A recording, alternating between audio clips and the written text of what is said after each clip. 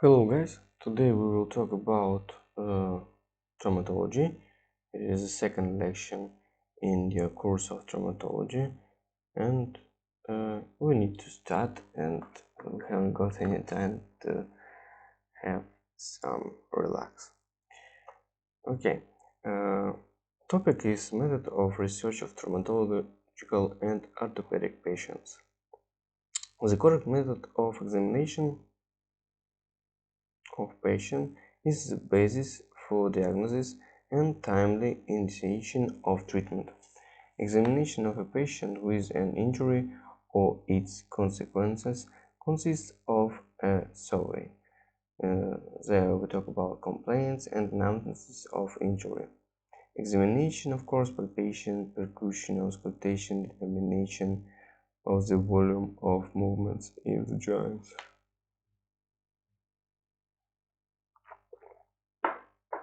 Measurement of limb length, determination of muscle strength and limb functions. And of course, after all of this, we talk about additional research methods, as laboratory, X-ray and ultrasound and others, and we will talk about these methods in another lecture. Patient survey. In the patient is consists if the patient is conscious, then his complaints may indicate the main source of pain and often a segment of damage. Anamnesis plays a very important role.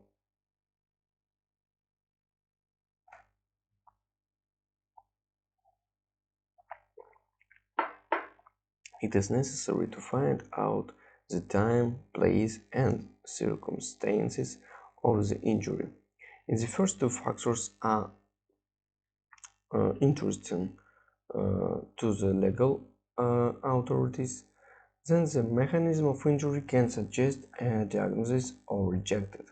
For example, if the victim was hit on the back with a stick, the pulse and the arc of the vertebra may be broken, but not the body of the vertebra.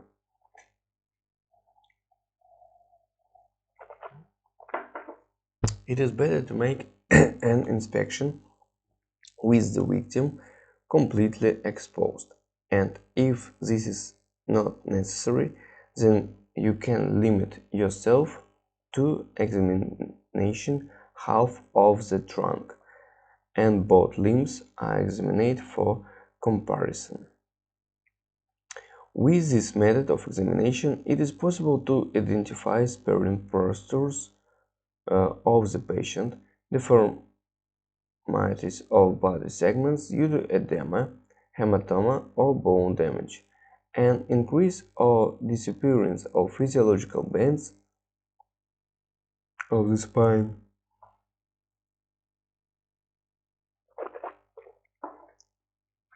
Muscle tension, unnatural installations of limbs with dislocations. Sometimes deviations of the limb or its segment are visible outward or inward. In the first case, there is an angle open to the outside, such a deformation is called valgus. And when the segment is deflected inwards, the angle will also be open inwards, and the deformation is called varus. And you see it on slide.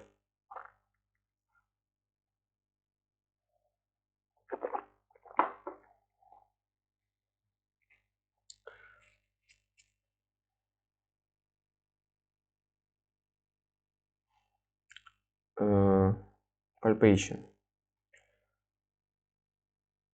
Of course, you need to understand that palpation is very important for diagnosis. We can find a point of the bigger pain we can find hematoma, fluid in joint, deformation of the bones, and pathological mobility,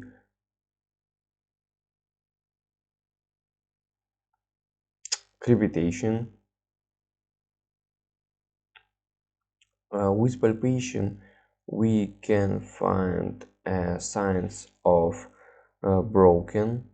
For example, it is a symptom of axial load. Um, uh, with palpation, we can find violation of the external landmarks of bones and of joint.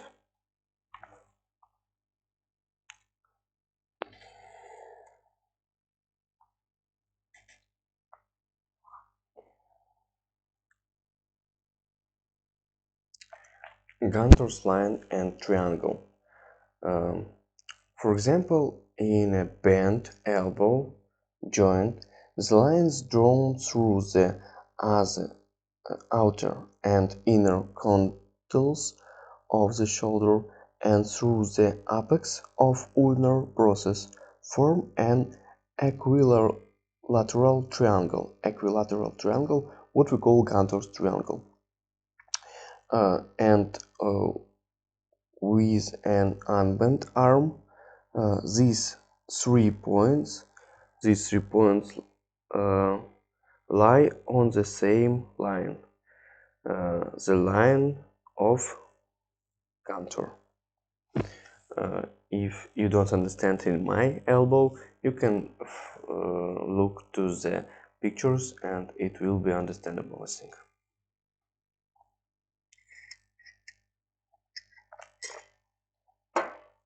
These two methods of examination are used for injuries of the chest and abdominal organs to diagnose damage to the heart, lungs, intestines.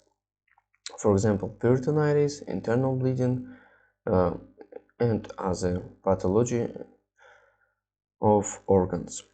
With fractures of long tubular bones, auscultation and percussion check the symptom of violation of bone sound conduction. A phonendoscope is placed to the large trochanter of the femur, and a bent third finger is beaten along the condyle of the thigh. Of course, not in femur. Yeah? With a whole bone, the sound is well conducted. With fractures, with no bone contact, the sound is not carried out. Of course, you can use two arms, yeah, for example, and in one arm, this sound will be better than in fracture arm. If the fragments come into contact, the sound conductivity is sharply reduced compared to the healthy side.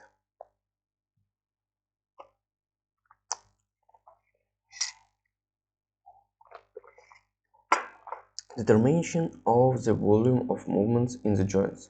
Volume of active movements in the joints, volume of passive movements, and protractor. Always we need to find activity movements and passive movements.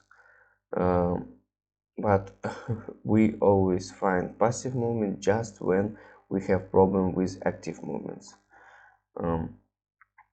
And we need find these movements with special instrument, protractor. The measurement of movements in the joints of the limbs and spine is carried out according to the international SFTR method. In natural situation, it is 0.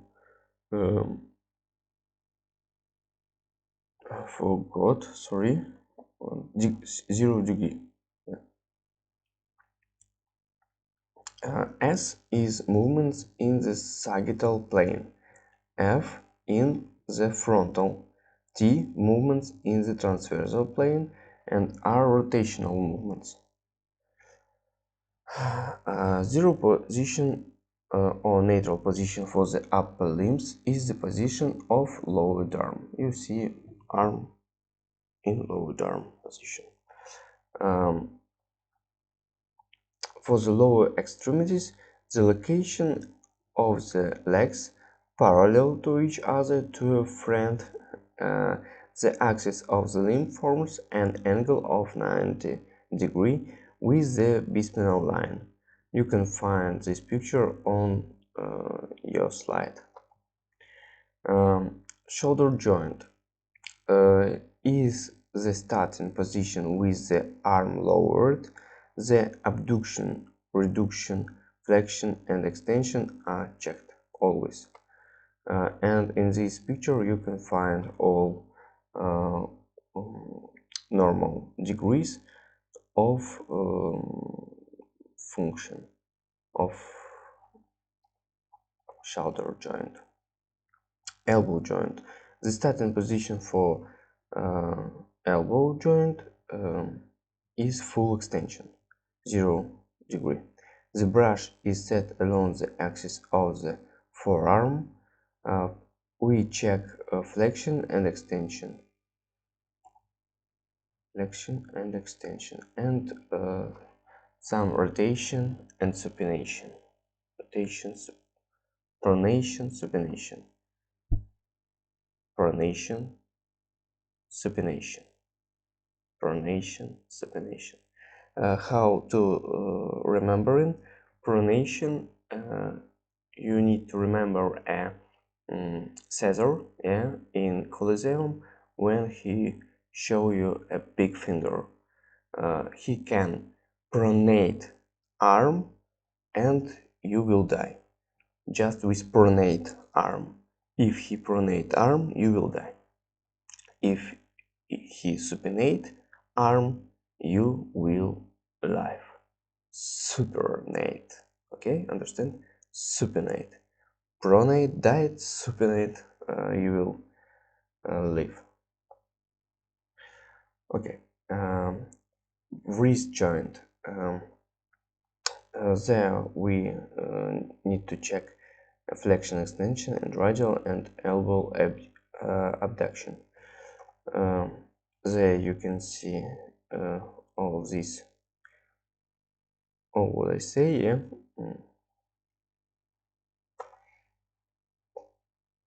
Okay, if we have a dysfunction of the joints of the upper limb,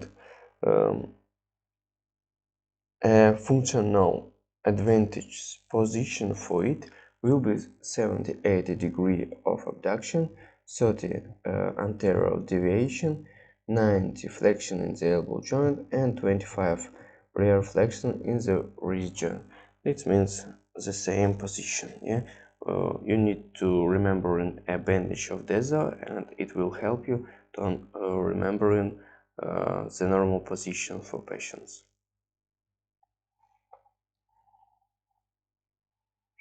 Hip and knee joints. The starting position of the hip and knee joints is a straight leg. In the hip joint, flexion, extension, reduction, and abduction are checked. In the knee joint, flexion and extension. And there you see extension and flexion of hip joint, abduction and adduction, and rotation, international and extranational rotation. And there you can find movements in knee joint, flexion and extension.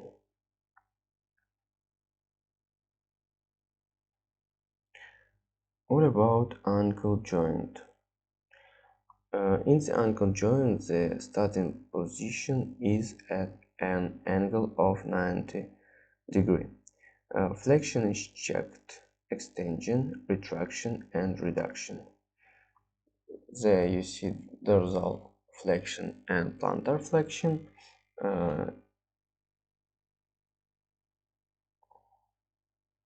Pronation, supination,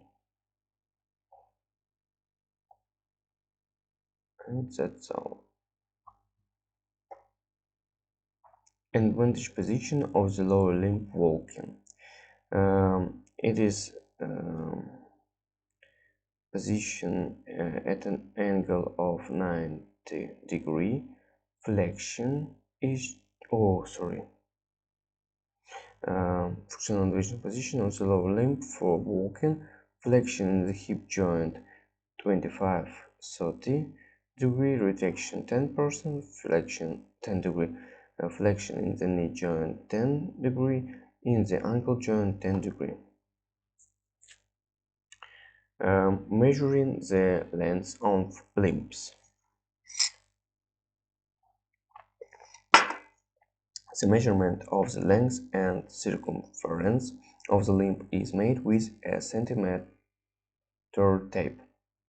The circumference is determined as the symmetrical levels of the shoulder, forearm, hand, hip, shin, and foot on the right and left.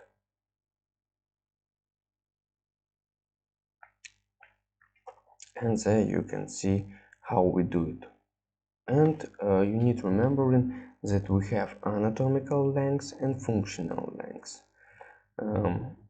If we talk about upper limb, anatomical length is measured from the large buccal of the humerus to the ulnar process, and from the ulnar process to the shape process and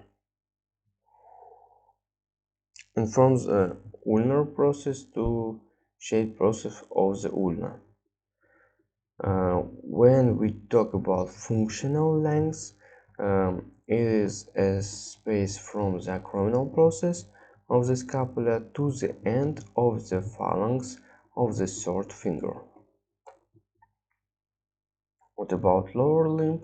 The anatomical length of the lower limb is determined from the large trochanter of the femur to the outer ankle.